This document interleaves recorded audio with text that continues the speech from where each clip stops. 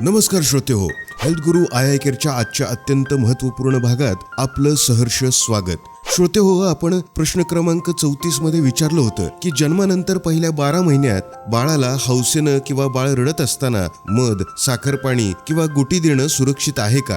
याचं अचूक उत्तर आहे ए. नाही, जीवघेणा संसर्ग होऊ शकतो. आपल्याकडं अनेक घरात बाळ जन्माला आलं की लगेचच किंवा पहिल्या काही महिन्यातच त्याला आजी आजोबा हौसेनं मध चाटवतात किंवा बाळ गुडगुटीत व्हावं म्हणून बाळगुटी देण्याची खूप जुनी प्रथा आहे.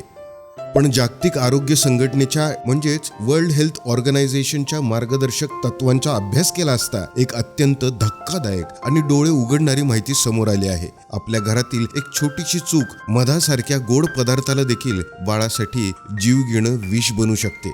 यामागचं नेमकं वैज्ञानिक कारण आज आपण सोप्या भाषेत समजून घेणार आहोत.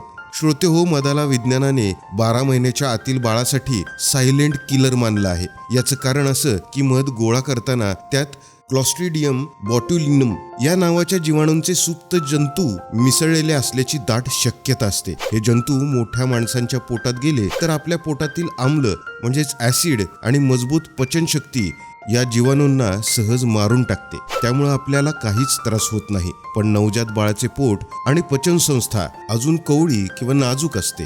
जेव्हा हे मधातील जंतू बाळाच्या नाजूक पोटात प्रवेश करतात तेव्हा ते तिथं वेगाने वाढू लागतात आणि एक भयंकर विषारी पदार्थ म्हणजेच टॉक्सिन तयार करतात. वैद्यकीय भाषेत या आजाराला इन्फंट बॉट्युलिझम असं म्हणतात. हे विष बाळाच्या मज्जासंस्थेवर आणि स्नायूंवरती थेट हल्ला करतं, ज्यामुळं बाळाचं शरीर एकदम ढिल्लं पडतं. बाळ दूध पिणं बंद करतं, सतत सुस्त राहतं आणि सर्वात धोकादायक म्हणजे श्वास घेणारे स्नायू निकामी झाल्यामुळं बाळाचा श्वास गुदमरून जीव देखील जाऊ शकतो. म्हणूनच 12 महिन्यांच्या आत मध देणं विज्ञानानं कडक निषिद्ध मानलं आहे.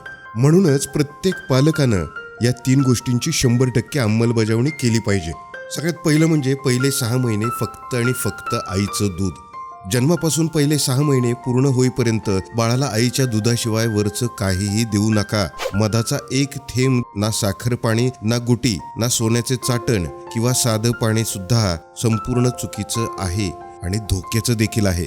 ग्रामीण आणि शहरी भागात बाळाला निरोगी ठेवण्याच्या नावाखाली विविध औषधी वनस्पतींचे चाटण किंवा गुटी दिली जाते. या गोष्टी बनवताना स्वच्छता पाळली असतेच असं नाही आणि या कोवळ्या वयात त्या बाळाचे नाजूक यकृत आणि मूत्रपिंड या जड गोष्टी पचवू शकत नाहीत.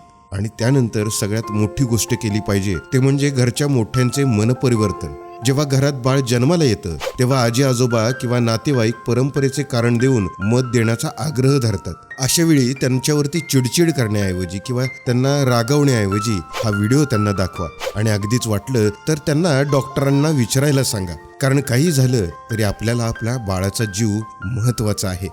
श्रोतेहो, आपल्या गावातील आशाताई गृहभेटी दरम्यान प्रत्येक नवीन मातेला आणि तिच्या कुटुंबियांना पहिले 6 महिन्यात केवळ आईचं दूध देण्याचे आणि मधासारखे धोके टाळण्याचे शास्त्रीय ज्ञान देत असतात. तसेच डिजिटल स्वरूपात अशीच खात्रीशीर माहिती प्रत्येक बाळंतिणीपर्यंत त्यांच्या कुटुंबियांपर्यंत आशाताईंद्वारे पोहोचवली जात आहे. तुम्ही देखील हा मौल्यवान संदेश प्रत्येक घरात पोहोचवा. तुमचा एक शेअर बाळाला सुरक्षित आयुष्य देऊ शकतो. पुढील प्रश्न क्रमांक 35चे सर्वात पहिलं अचूक उत्तर देऊन विजेतं व्हायचं असेल तर आत्ताच चॅनलला सबस्क्राईब करा आणि बेल आयकॉन नक्की दाबा.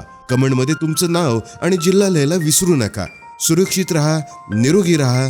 धन्यवाद.